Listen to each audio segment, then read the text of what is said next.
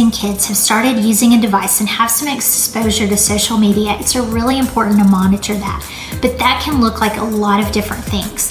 That may just mean that each evening you need to spend some time looking at text and emails and chats and their different apps.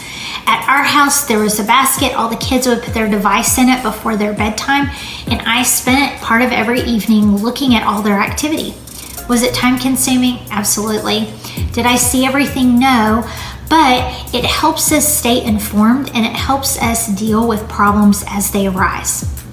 Additionally, if your child is using any application, it's important that you have that app too and that you follow them.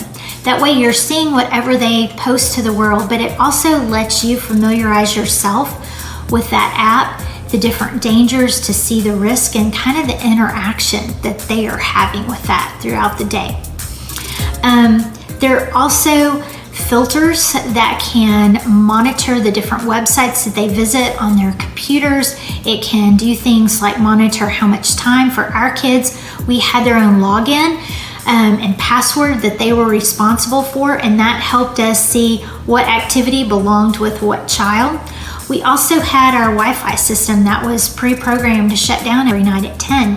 That way we weren't as concerned about the activity overnight on those computers. Then there are a lot of monitoring apps now, and these can be so helpful, but it's really important as parents that we understand their limitations. I see a lot of parents who install these different apps and kind of walk away assuming that it's all taken care of. One in particular that I actually am a fan of, called Bark, it does things like monitor the time use, which different apps or platforms they're using, and it also looks for wording content that is usually seen coupled with concerning activity, things like drug use, sexting, depression, suicidal thoughts, any of those things, and notifies the parents. However, it has its limitation. It, like all the other apps of its monitoring type, can't actually look at the content of some of the more used apps like Snapchat or TikTok. So it's important that we as parents understand those limitations there. Additionally, it's also important for us as parents to recognize that a lot of teens will have accounts in addition to the ones they inform us about. So it's important to be on the lookout for those too. In a final little ad here, let me make a comment about privacy because I hear this come up a lot.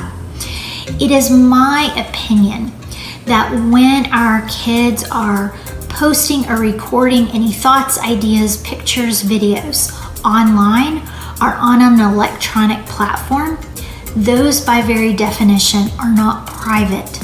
They're putting them out there to the world. So when I monitor or review my child's output onto those, I'm not invading their privacy. Rather, I'm being a good parent and serving the role as their protector.